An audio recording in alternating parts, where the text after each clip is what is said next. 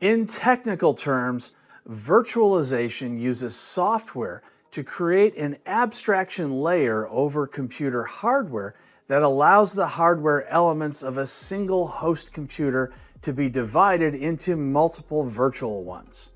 That may be a bit too technical, so let me explain a virtual machine to beginners. Take any computer running any operating system.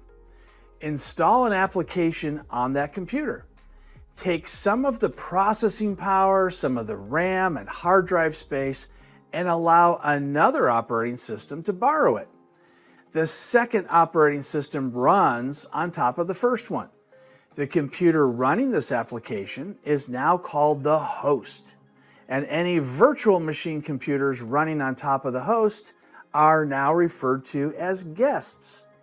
The only limit to the amount of virtual machines running on the host is based on the amount of extra processing power, RAM, and hard drive space that is available for the guests. You'll also possibly need licenses for each guest unless they are open source like Linux.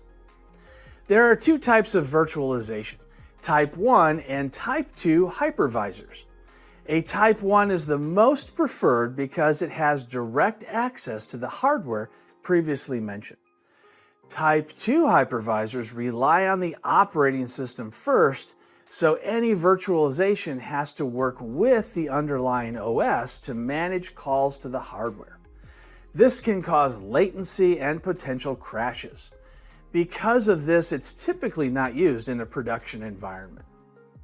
A great example of this would be VMware. VMware has a Type 1 hypervisor called ESXi and a Type 2 hypervisor called VMware Workstation. Workstation installs on top of an OS such as Windows, Macintosh, or Linux. ESXi installs using a very light version of a Linux OS and is managed from another computer. Other examples of a Type 1 hypervisor are Hyper-V from Microsoft, KVM, Xen, and Oracle VM. Type 2 examples also include VirtualBox, QEMU, and Parallels. I recall prior to 2008, all of our computers were on physical machines.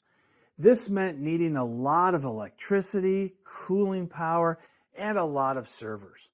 Then we started installing virtual machines and buying less but more powerful servers. We could then replace 4 racks of servers with just a couple of servers that didn't even take up half of a server rack. IBM saw this trend coming and sold much of their server division to Lenovo, and Dell went from a public company to a private one. There just wasn't much money in servers anymore. However, Microsoft saw a boost in their business by selling more licenses for each virtual machine and eventually creating their own VM business in the cloud called Azure. Amazon Web Services also created their own cloud site. Other companies did something similar, but these two companies have the majority share in the cloud-hosted business. Virtualization has completely changed the landscape for sysadmins. There's now less hardware and more software to manage. This caused a shift in the type of education a sysadmin required to earn a top-paying IT job.